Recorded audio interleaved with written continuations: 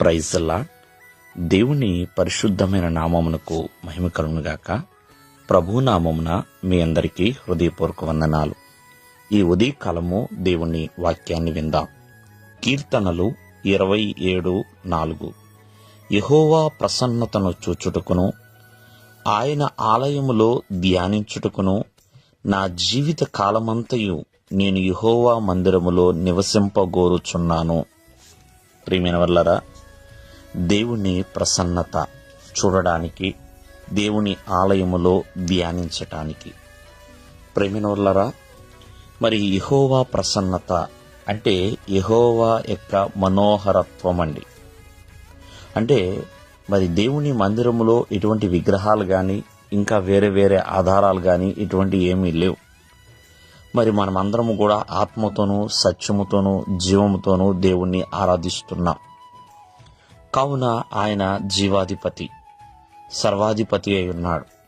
మరి ఆ ప్రభు యొక్క ప్రసన్నతను చూడడానికి, ఆ ప్రభు యొక్క మహిమ, ప్రభు యొక్క ఘనత, ప్రభు యొక్క ప్రభావము ప్రియమైన వర్లారా మనం చూడడానికి, ఆయన సన్నిధిలో ధ్యానించడానికి, మరి జీవిత కాలమంతా కూడా దేవుని మందిరంలో నివాసం చేస్తున్నాను అంటున్నాడు. మరి ప్రభు యొక్క ప్రసన్నత ఎలా చూడగలుగుతాము? ప్రభు యొక్క ప్రసన్నత, చాలామంది మందిరానికి వస్తున్నారు, వెళుతున్నారు. మరి వారు ప్రభు యొక్క ప్రసన్నత చూడగలుగుతున్నారా?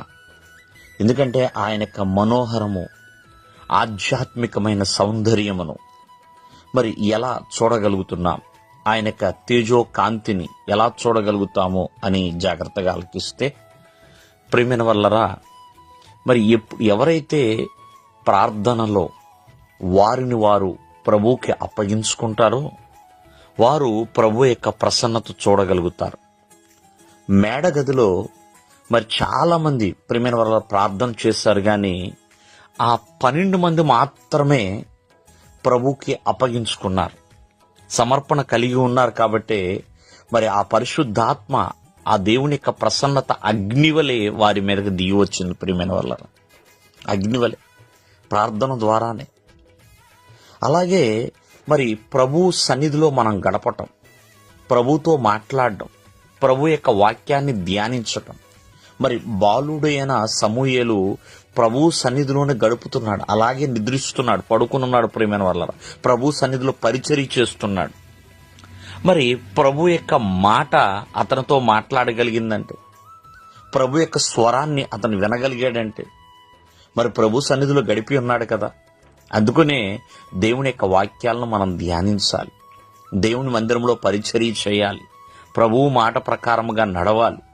మరి ఇవన్నీ కూడా ప్రభు యొక్క ప్రసన్నతను చూడడానికైనా, ధ్యానించడానికైనా, ఆ ప్రత్యక్షతను అనుభవించడానికైనా మనకు ఉపయోగకరంగా ఉంటాయి.